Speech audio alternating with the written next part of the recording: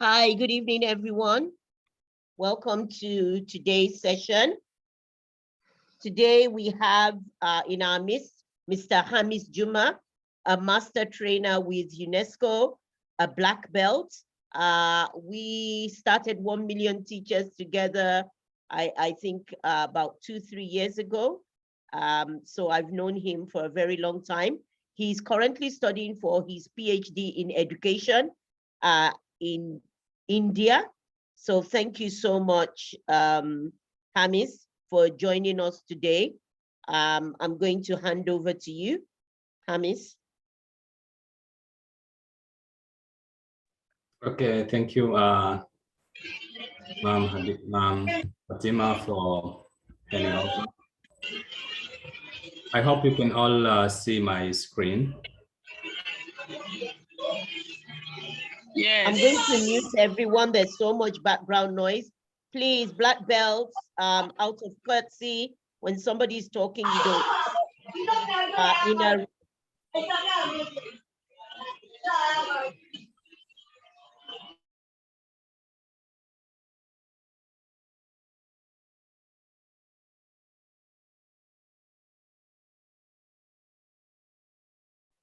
Today, we are going to have a look at this digital teacher course. And before starting, I'm sharing a link on the chat box. It is a YouTube video of 1 minute. It explains why do we have this digital teacher course. So let us have a look at it, and we come back starting our session. So I've shared the link in the chat box. Kindly click it, and it will take you to YouTube, and you can watch this video for starting.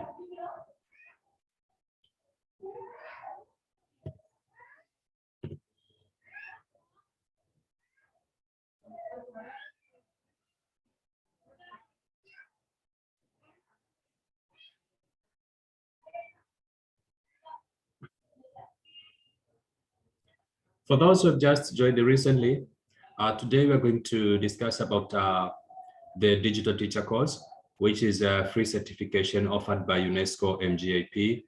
And for starting, I'm sharing the link in the chat box. This link will take you to YouTube. So kindly watch that video. And if you don't have a minute now, after our session, you can go back to the video, have a look at it, and see how this course relates to you.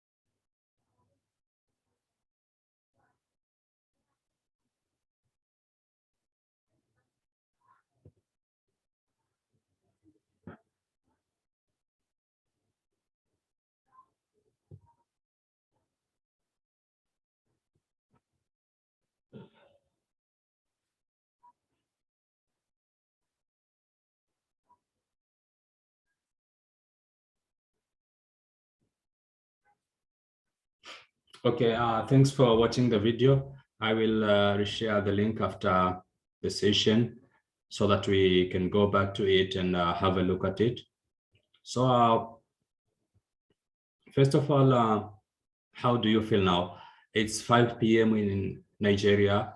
Most of us are just from work, and some of us are at our places, some of us are on the way going back home. So you can put in the chat box, how do you feel now? Are you feeling some energy? Are you feeling bored? Are you excited? How do you feel now? Just your energy level. You can put it in the chat box. How do you feel now? I want to see how many of us are active, how many of us are listening. So you can put it in the chat box. How do you feel now? You can type it in the chat box. How do you feel now? And if you cannot type, you can raise up a hand, you can clap, any kind of reactions to show that you are here and you are active. And how do you feel now?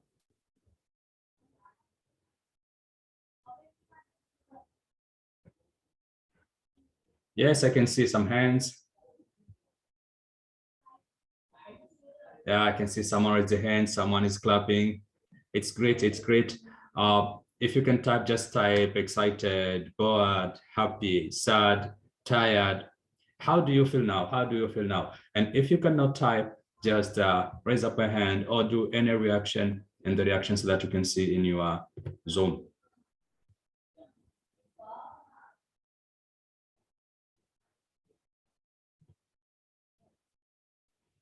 Wow, great. I feel great today. I'm feeling good. I'm feeling a little hectic. I feel technology work made it easy. I feel tired, but still ready to learn. This is from Oladapo from, oh, I feel cool. I feel awesome, but stressed. Okay. So thanks for sharing. This is for all of the classes. Whenever we go into the classes, our learners are feeling different. Some may feel very good, some may feel stressed, some may feel tired. So how are we going to use the technology to make them be in class, to make them have the lesson, to make them feel like they are part of the class? And this is what going to make us digital teachers. Some are feeling good, some are feeling great to be here. So by starting, this course is being offered by UNESCO MGIP. UNESCO MGIP is a research center by UNESCO. It is located in Delhi, India, and it is developing courses that are relating to social and emotional learning and digital teaching. And this course is specifically for teachers and educators who are willing to improve their pedagogical practices. So whenever we are using digital technologies in teaching or in learning, we need to create the materials that are relevant. We use technologies that are relevant, authentic, and can engage our learners. And why are we doing so? Sometimes you can have the lesson, but it is relevant. Sometimes you can choose a tool to use, but is it relevant? That will it engage the learners? Let's say we have Zoom as a meeting tool. Also, we can have a WhatsApp call as a meeting tool. Our 1 million teachers black belt, we have our WhatsApp group. We use it for daily communication. However, we are using Zoom for these synchronous meetings on Thursdays. Why are we using Zoom for this kind of meetings? And why are we not using the same WhatsApp we're using every day for this kind of meetings? This is how we are using the technology in a relevant way. But why are we doing all this? We are doing all this to enhance the knowledge of the digital tools and how we can use them meaningfully in teaching. Therefore, this course can be done by an educator who is a novice or expert in technology, and it can add something on what you have. And if you have no knowledge at all in the technology, it can give you something to use in your daily teaching. And this course is 4 to 5 weeks or maximum of 20 to 25 hours. I'll speak of these hours. So if you sit in terms of hours and you have 20 hours, you can finish this course. But if you divide your time in weeks time, let's say every week I have 3 to 5 hours. You can do this course in terms of 4 up to 5 weeks. So why this course? This is the question that we are asking each other a lot. When we are teachers, when we are curriculum developers, when we are instructional designers, and when we want to use technology to enhance our learning, we get stuck at a place whereby we have the technology part and we have the pedagogical part. We can have someone very good in using the technology, someone very good in designing the lesson, but to take that lesson, to embed it in a technological way, to use technology pedagogically to enhance the learning is where the issue arises. You can learn how to use Zoom. You can learn how to use Flipgrid. You can learn to use any kind of tool. But how are you as a teacher How are you as a curriculum developer using that tool to enhance the learning, to create a new learning experience? That is where most of us fails.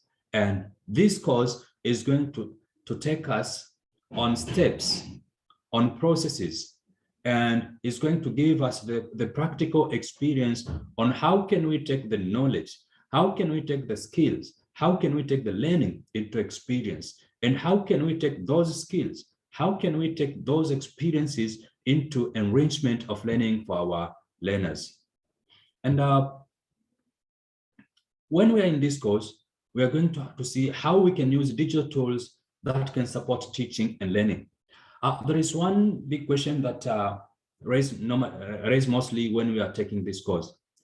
There is a difference between digital tools and digital pedagogies. When we say someone is a digital teacher, we expect the teacher to be pedagogically competent to use the tool in the teaching and learning. Sometimes someone can have the tools, but does they support teaching and learning? And second, to use the design principles to integrate digital tools into lessons. And this course has used universal design for learning, whereby it takes all learners have their different preferences in learning. Therefore, you can have the tools, you can have your lesson, but how are you integrating these tools? How are you using these digital tools? Also, how to support and include diverse students using digital pedagogies. While I was starting this class, I asked us, how do you feel now? Some of us are bored. Some of us are stressed. Some of us feel hectic. Some of us are good. So we are diverse learners in this class. How are we going to use the digital tools to make sure that all of us are getting the same content? Also, how can we communicate? How can we connect? How can we collaborate using these tools and technologies? Most of the tools that we have been using are for communication, but how can we keep students in track? How can we make sure that students collaborate after classes? And after COVID, most of us went online, but a thing that has been raising is the security while we are online. How secure are we while we are online? How sure are we that we are secure? How sure are we that the things that we are doing while we are on the internet are secure? This is the question that most of us had. And sometimes we get attacked by malicious softwares, we get attracted to phishing, and while we not know. Therefore, this course will give you the ideas, will give you the knowledge on how you can participate actively, efficiently, and securely online. And this will make sure that you as a teacher, you as an educator, you know how you can stay secure online and how you can make sure your learners are digitally competent to be digital citizens. And while we are learning, we expect to do assessments. And therefore, after having this course, after learning this course, you'll see how can you employ various pedagogies and how can you do the assessments that can empower learners. Most of the traditional assessments that we're doing, the summative ones, are to check where the learners are at the end of our course, etc. But when you're using digital tools, you can measure, you can assess the development of your learner in everyday basis, in weekly basis, in monthly basis, or even yearly basis. The development that are there, the profiles that are there, the portfolios that are there, that can be kept, that can be shared, and that can be collaborated between the learners, the teachers, as well as the parents.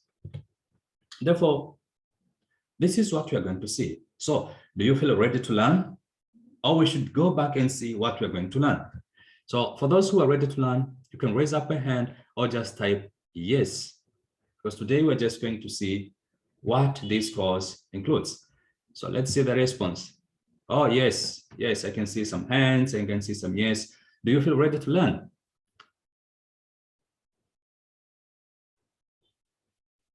I can see a few hands and few yes. Oh, I can't see a no. This class is different. Some other classes I can see some no.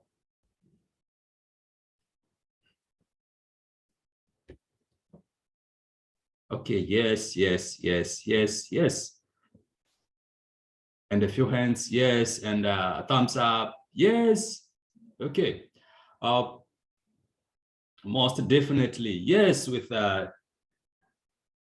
great. So let me take you in a route on how are you going to gain these skills from week 1 to week 4. This is the roadmap of the digital teacher course. The digital teacher course, as I've said before, it has been designed to be learned or as a self-paced course.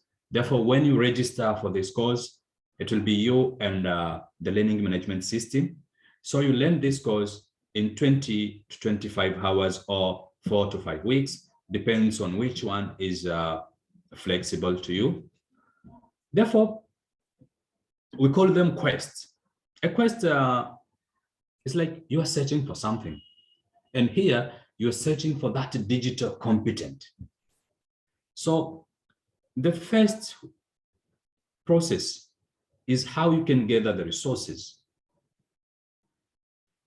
Before going into the classroom, you need to prepare for your teaching. Before using any tool, you need to sit down, evaluate some tools, see how you can get the tools, how you can get your resources. The second week, you're going to see how you can navigate responsibly on the web. Third week, how you can design experience. And fourth week, how you can empower your learners. So this is just like a ladder. The first one, you gather the resources that you're going to use. The second one, you learn how you can walk through with your resources. The third one, how you can design experiences. And the fourth one, how you can empower your learners. So on the week 1, that is the other, on quest 1, first, you'll be learning how you can engage your learners. When you have the learners in your classroom, you're going to learn how can you engage them? How can you make sure your learners are knowing the 4 pillars of learning?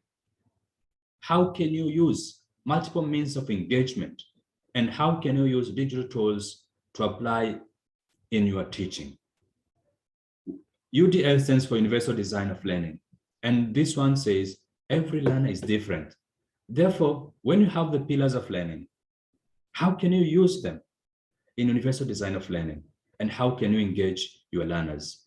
Because whenever we go into the class, our first aim is to engage the learners to make sure that they get the content that we went in with, they can interact with the content, and at the end of the day, that content to be converted into learning.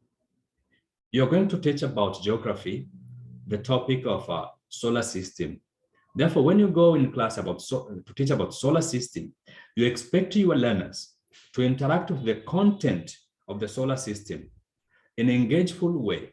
At the end of the lesson, at the end of your session, the learners to have the knowledge, the learners to learn about the solar system in a way that they have interacted with the content.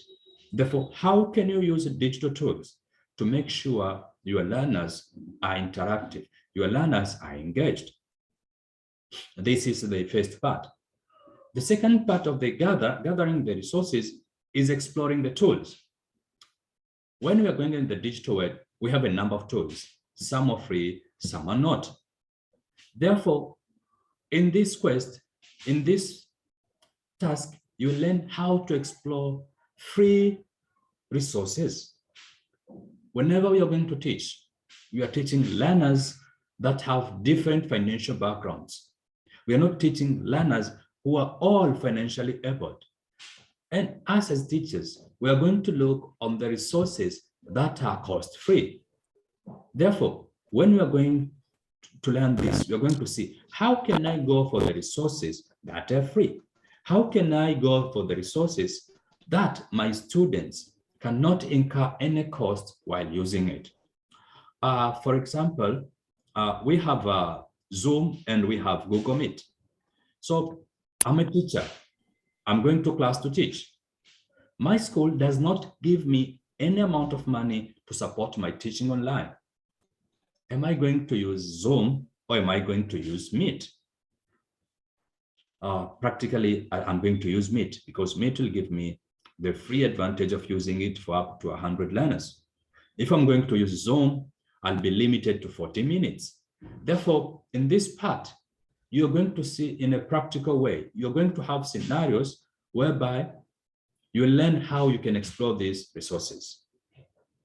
And third, while you are gathering the resources, you will learn how to evaluate digital tools. Whenever we go online, we have a number of tools.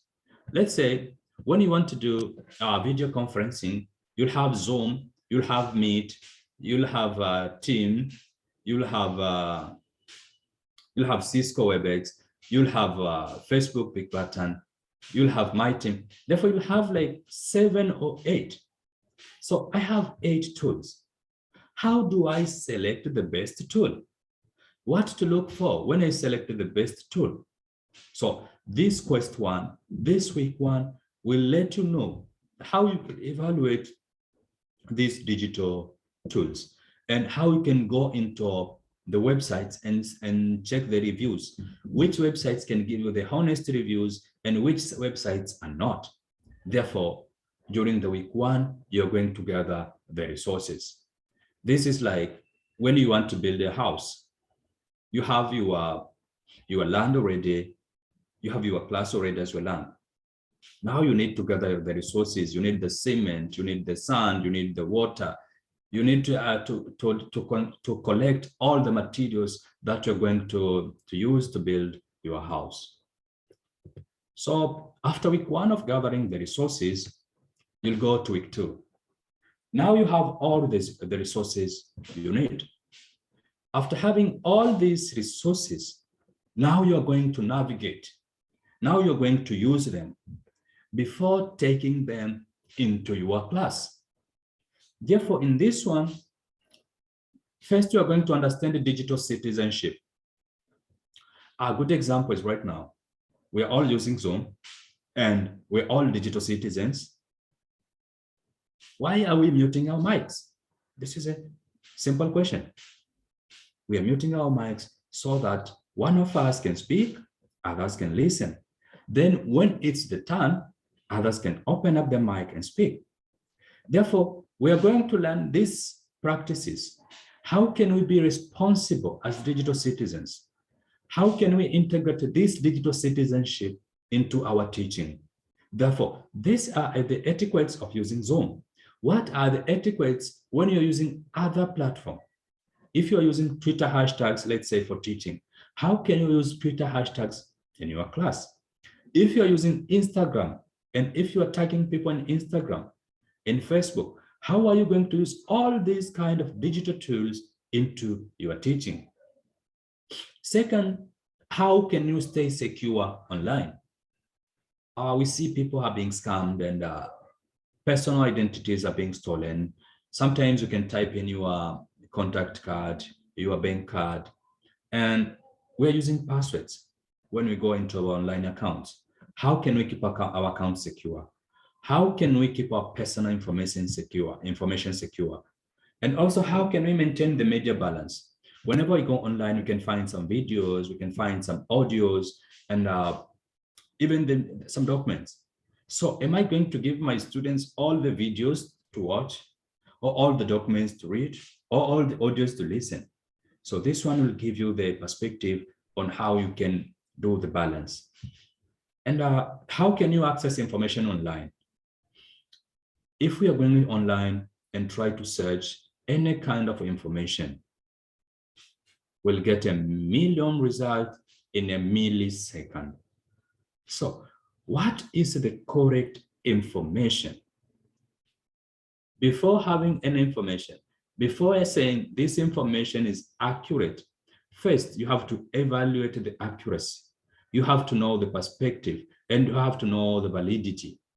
Therefore, when you know the validity of the sources, you can know, aha, this is the accurate information and this is not. It is like during the COVID, We are getting the information from a billion of sources, but which one did we take serious? Did we take every information, or did we evaluate first, look on the perspective, and check the validity of the sources?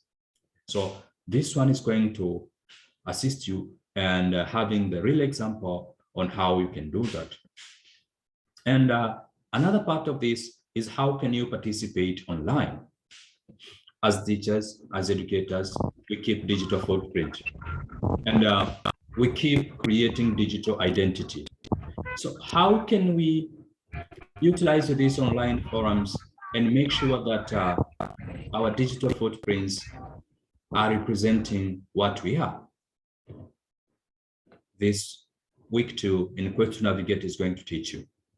And after having this, after gathering the information, after gathering the resources, after knowing how to navigate, now we are going to the third step, whereby we design for the learners. So the first step is having those resources ready, gathering the resources. The second step is making sure we navigate through the resources. We get experience through the resources. We know which one to use and which one not to use in our environment. Therefore, now we are going to design. Whom are we designing for? This is the first question we had while going into the classroom. Therefore, when we go into the design phase, first we consider the learner variability. When you're in class, just know that all your learners are not having the same ability, are not having the same capability. All the learners are not learning in the same way. Therefore, you have to understand variability, and you have to analyze the problems of designing for an average learner. You can have a learner who is learning very fast. You can have a learner whose English is a third language. You can have a learner whose technology is not a new term to them. You can have a learner who they are first generation of learners. How do you make consideration of these learners in your class? Therefore, in designing, it's going to give you the ability to evaluate how can you design for all these learners. And second, how can you apply universal design for learning? Universal design of learning will give you a ways. Then you can explore various guidelines and how to use these digital tools that you have collected, that you have experienced in making sure that all your learners are engaging for diverse learners. And third, you're going to identify goals and barriers. Whenever you are going into your classroom, you cannot have a success at all times. We use the example of the solar system. You want to teach your class about solar system, but you're facing some barriers. You used a video to show how the solar system works, but one of your learners have sight issues, could not see the videos. How are you going to teach him or her? So in some part of the class, you achieved your goal, but some you have a barrier. How are you going to go for it? How can you have alternative for it? Therefore, you're going to identify barriers, you're going to identify goals, and to carefully plan and design and to predicate that I'm going to reduce these barriers in this way. And lastly, how can you integrate the digital tools? Therefore, when you know exactly, these are my learners' variability. Some can access the videos, some cannot. Some can have access to technology, some cannot. Some can learn while they're in a class, some can learn while they're at home. And then you identify your goals. I want to teach about, let's say, solar system. Then you identify the barriers. Okay, in my class, if I want to teach about solar system, I will have to, I need to have the physical objects representing the solar system. I need to have tangible objects. Also, I need to have a video or a photo of it. Therefore, you have all this. You predict how your learners will interact with the content, and then you integrate the digital tools in a way that it offers flexibility to all the learners simultaneously. Therefore, when you go into class, when you teach your lesson, when you use these digital tools, all your learners will be getting the same content using various ways. And all your learners will feel engaged and will have one lesson at a time for all your learners. And the last step or the last week of this course, you will learn about empowering your learners. The biggest question is, we have been using some of the digital tools, and some of us are already using these from the COVID times. Why are we stressing on this now? We have been using the digital tools just for the sake of teaching and learning. But the biggest question is, are we empowering the learners? Because our first goal is to empower the learners. Therefore, the main aim of this quest is to see how can we shift the education paradigm. Most of the lessons that we are teaching in our classes are teacher-centered. But how can we take these lessons and make sure they're student-centered? And all the tools that we are using in our classes are mainly focused to make sure that the lesson is student-centered. And second, how can we use empowering pedagogies? Most of us are going to use the videos, are going to use the notes, are going to use the audios, but are they really engaging? The students can watch the video, a student can listen to audio, a student can have a look at the photos, but are they engaging? This is the question we need to have. Therefore, we need to change. We can use the digital tools. We can integrate questions. We can integrate things that need learners to create, things that can foster the inquiry, the creativity, and the leadership, where students can leverage these tools to drive the social impact, where you can have the real life projects. Therefore, in Quest 4, you're going to see how are you going to do all this? And lastly, how can we rethink the assessments? Now we have used the digital tools. We have seen how we can use the digital tools to empower the learners.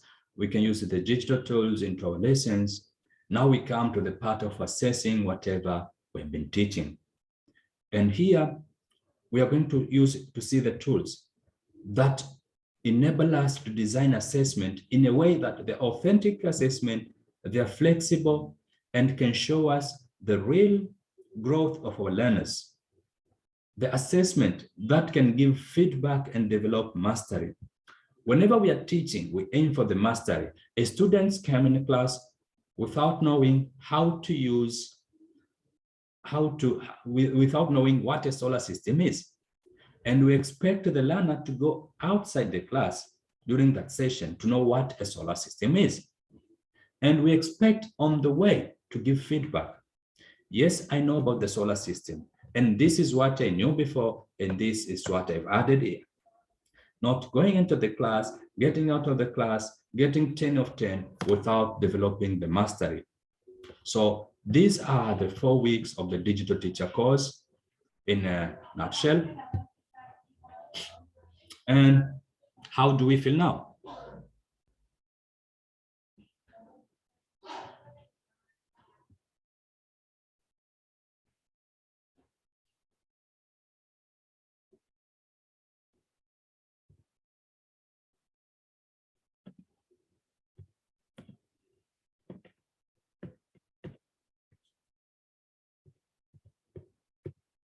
So in a nutshell, we have looked on how can we gather the resources, how can we navigate responsibly, how can we design experiences, and how can we empower the learners.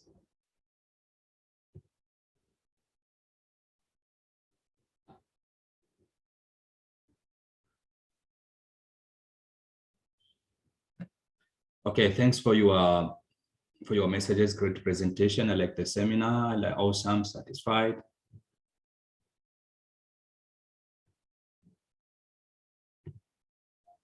Okay, so this was all about a snapshot of the digital teacher course, and my task was to explain to you what is the course about, and if we have some questions, we can ask the questions, and later we'll see how we can enroll in the course and what support can we get while enrolling on the course.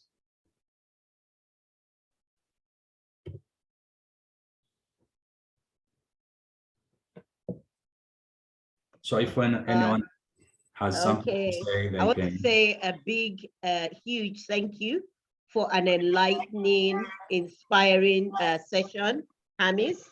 Thank you so much. And you know, the thing is, it's very similar to the 1 million teachers course. It's almost like a revision. We talk about, you know, empowering teachers, universal design for learning, you know, and all these things. But it really, really, really brings all the pedagogy of teaching home. I'm really excited about this and I can't wait to do it. I've already registered. I love learning. Thank you so much. But I'll open the floor for questions now. You can either type it in the chat or raise your hand. If you're not talking, please mute yourself. Thank you once again, Hamis. Thank you for a great job. You are indeed a master trainer. Thank you.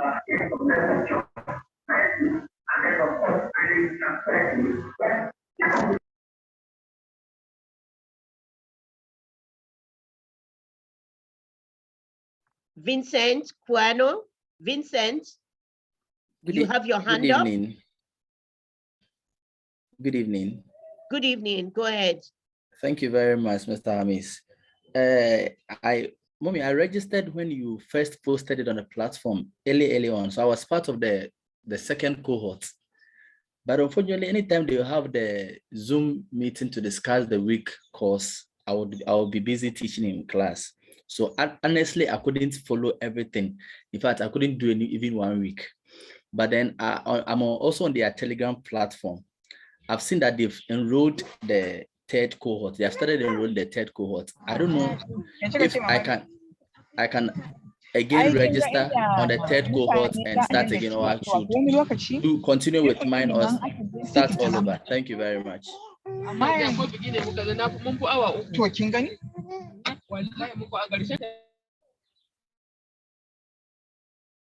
Okay, thanks, Vincent.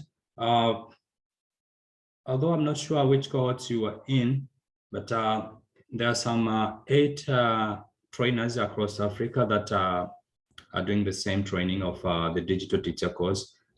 And there are one in Nigeria who has been dealing with training teachers in Nigeria. So the issue is even if you register during the second cohort in Nigeria, you can register again. I think it wasn't in Nigeria. They were using more of Arabic something there. One lady was the leader there. I don't know. Okay. So, now I know. Also, Vincent is not in Nigeria. Vincent, you're in Ghana. Sure. Okay. Yeah. Sure. So yes, the one in Arabic, it was done by Arij in Jordan. So don't worry, you will have my number and I'll connect you to the ongoing cohorts. But like you are with the group of 1 million teachers. So while other teachers of all other black belts of 1 million teachers are taking the course, while I'm assisting them, I can assist you as well to get from the first stage to the last stage of the course. So don't worry about that. And even if you register for the first time, you can still use the same account to complete your course. So you have my number. After this, we can get in touch and see how you complete your training. Thank you, Hamis. Yeah, Hamis is on the 1 million Black Belts Group 1. You can find his number there, or you can type it in the chat for them if they need to contact you. I can see Oladapo Kayode, hand up. Oladapo, go ahead. Yes, ma'am. Good evening, ma'am. And I want to appreciate Mr. Hamis for that presentation as well. Very, very insightful and eye-opening. My question is this. My wife is also a teacher, but she's not on the 1 million teacher platform. So I want to ask that, can this same opportunity be extended to someone like my wife that I know, so that I will just know whether she can come on board or it is strictly for 1 million teacher black belts? That's my question, ma'am. has got nothing to do with 1 million teachers, actually. I actually saw this course advertised on another platform I belong to. And then as soon as I posted it on the 1 million teachers, Hamis contacted me that he is a master trainer. And that's how Hamis got involved in it. So this course is open to teachers all over the world. You don't have to be a 1 million teacher black belt. I hope that answers your question. Yes, ma'am. Thank you very much, ma'am. I can see David Ingasavinda. Sorry, I can't pronounce your name, David. So it's Ingashva. Anyway, sorry, Okay. just go ahead and ask your question. Just address me by David. David, yeah, I'll just call you David. That's All right. simple. Okay, thank you very much for the great opportunity. So I really learned a lot. And I only saw the post yesterday. So I registered for the digital teachers yesterday, and then I followed the instruction, and I was led to what group 3, or I don't know. And since I'm a novice, maybe I was supposed to start from group 1 or something like that. I don't know now. I just found out that I'm in group 3. Or I don't know what David, it doesn't means. matter. 1 million teachers, like I was saying earlier on, if those that joined early, Hamis and I were one of the pioneer 1 million teachers. There were only maybe about 12 of us that started. Now we're over 1,000. WhatsApp groups cannot fit so many people in. So when group 1 WhatsApp was full up, we started a WhatsApp group 2. WhatsApp group 2 is full up. Now you're in WhatsApp group 3. It has nothing to do with, you know, who you are. It just happens that our numbers are growing, and soon we're going to have a group 4, because I can see that, you know, and our aim, as you know, is to train 1 million teachers. So we're getting towards 1 million. We might have 10 WhatsApp groups. So it doesn't matter what group you are.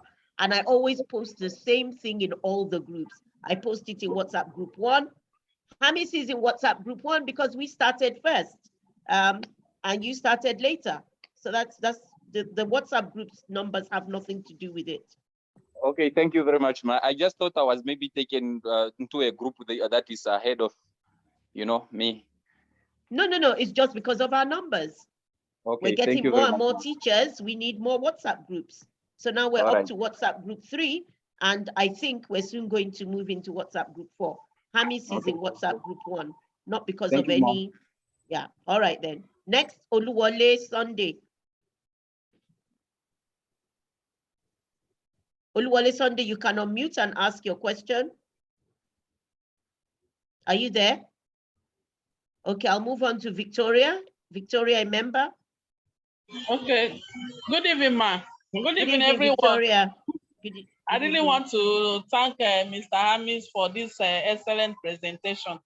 Then my question is where he mentioned testing the validity of information. How can we know, how can it be tested? How can we confirm that the information we are getting either from Google or any other source is a valid one, is reliable information? That's my question. Okay, thank you. In this part of the course, it gives you some strategies. For instance, one of the strategies is called SIFT, where first you see the information and you go to see the source. Let's say you are seeing the information about COVID breakout, and one of the sources is from WHO. The second source is from individual person.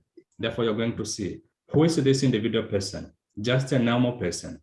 Who is reporting from WHO is a research scientist. This is the first method, but it gives you other methods as well. When some people are reporting the information, someone is reporting from the field, and someone is reporting after getting the information from someone from the field. Which information are you going to take? Therefore, while taking this course, it will be giving you practical example and real life scenarios on how are you going to analyze this information. So in this presentation, I just touched a few things that you're going to see in the course, but all this you're going to do them in using the real life scenarios and get practice over them while taking the course. Thanks, remember. Thank you so much. Then I have another question. Hello? Yes, I can hear you. Yes, I registered the course after the first video, which is the one we watched now. I couldn't proceed again.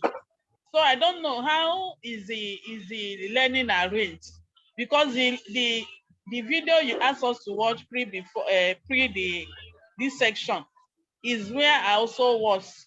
So I don't know how does this thing continues. Is it all the video under it is the learning, or I don't understand. Okay. The course is being offered through a learning management system called Framerspace. Therefore, I will send a link after this because what I've shared is what available in the course. Therefore, there'll be some people who are interested to take this course, and some just want to know what is in the course. That's why this session was arranged, and people can see, aha. And most of the content that are in this course, they have already been touched in 1 million teachers training. Therefore, some people, after taking the trainings from 1 million teachers, can say, let me take this course from UNESCO and get a certificate from UNESCO as well that I'm certified. And some can say, I've already taken all these from 1 million teachers. I will go into the course and look on specific quests. Therefore, it is on the individual choice to get into the course, to explore the course, and see if there is something new in the course or there is something extra, or someone can say, okay, what I've got from 1 million teachers is enough.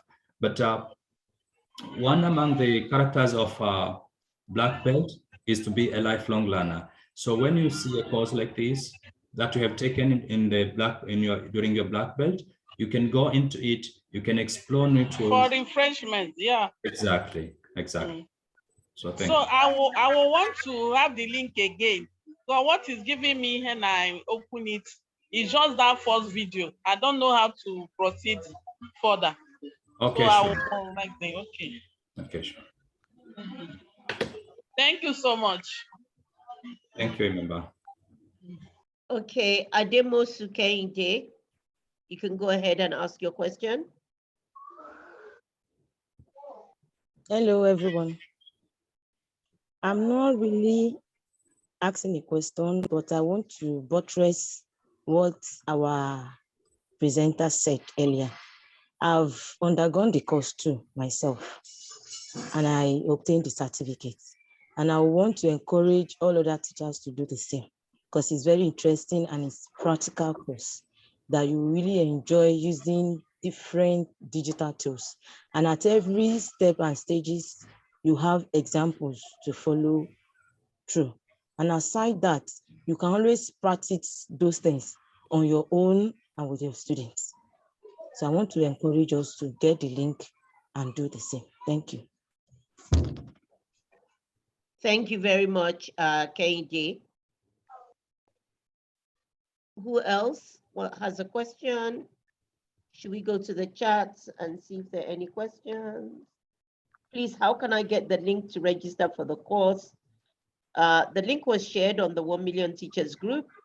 If you scroll up, I shared it earlier today. So the link is there. Any other questions? One new question. I really need to do this course. Yeah, yes. I just want to reinforce what Hamis said as well. We're lifelong learners. We've learned it before during the 1 Million Teachers course, but let's refresh and learn and unlearn and practice what we've learned to make ourselves gain 21st century skills. So if there are no other questions, we're going to call it a day. And I want to say a huge thank you to Hamis. Thank you so much.